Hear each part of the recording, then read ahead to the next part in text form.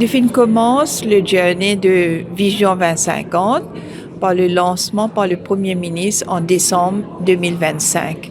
6 mois après, nous passons de district à district, nous faire 13 consultations régionales, que nous joindre plus de 1500 personnes et nous faire 21 consultations thématiques, le ban secteur. Donc, c'est peut-être un des exercices le plus inclusif et participatif que nous amène vraiment la population, tous les segments de la population autour de la table, que nous brainstorm, c'est quoi l'île Maurice de demain qui nous nos enfants pour hériter et comment nous préparer, nous planifier, nous préparer et comment nous arriver là-bas. Donc, tout d'abord, c'est le process de consultation qui nous fait faire, qui 6 mois après, finalement, nous a dit dans sa validation workshop là, c'est quoi le validation workshop? Donc, que nous finissons une très bonne participation aujourd'hui, que je peux présenter les findings de ce travail qui vient faire là, et tout de suite après, nous pourrons release un draft Vision 2050 pour consultation à travers le public.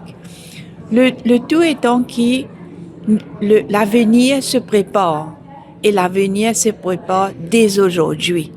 Si nous pas faire ça, comme aujourd'hui, nous peut gérer une crise, nous peut gérer la crise de l'eau, nous peut gérer la crise de l'électricité, nous peut gérer la crise de population vieillissante, pension, you name it. Hein?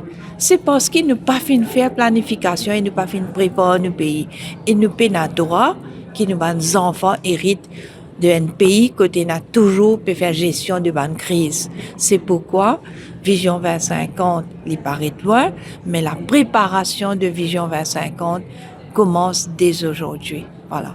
En fait, effectivement, depuis 6 mois, nous travaillons à l'élaboration Vision 2050 à travers une consultation régionale et une consultation thématique.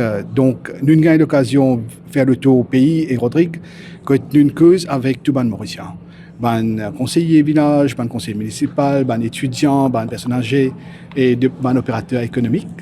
Et ça, durant cette rencontre-là, je dis nous qui ont une aspiration, qui ont une souhait pour le pays. Et aujourd'hui, nous présentons sa vision-là. Quelle est sa vision-là? C'est un reflet de ce que la population a envie. Un pays qui est plus prospère, un pays qui est plus propre, qui est plus résilient au changement climatique, et un pays qui a tout gagné l'opportunité. L'opportunité de travail, l'opportunité dans l'éducation, l'opportunité pour chaque citoyen contribuer pleinement au développement du pays. Durant nos consultations, les citoyens indiens qui ont envie d'un pays plus prospère. Un pays plus prospère pour qui chacun gagne l'occasion de travailler, chacun gagne l'occasion de participer dans l'économie et contribuer dans une façon. Donc, ce qui nous peut faire, c'est qu'il nous peut demander nous-mêmes comment l'économie est capable de grandir. Et pour nous faire ça, ce qu'il nous fait, c'est qu'il nous fait une analyse de tous nos secteurs aujourd'hui et les secteurs qui nous sont capables potentiellement de développer et définir un cadre qui permet que l'économie passe de 16 milliards aujourd'hui à 50 milliards dans 2050. Il y a plusieurs secteurs qui nous designent, qui nous continuer à exploiter, comme l'agriculture, comme le secteur manufacturier, le tourisme, le service financier, bien entendu. Mais nous aussi dans des autres secteurs qui nous pouvons développer, comme l'économie bleue, comment le secteur pharmaceutique.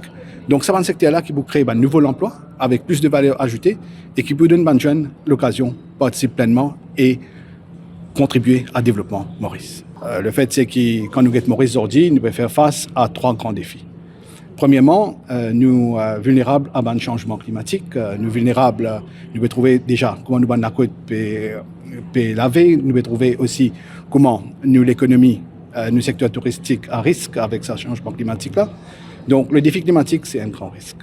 Deuxième, c'est le changement démographique.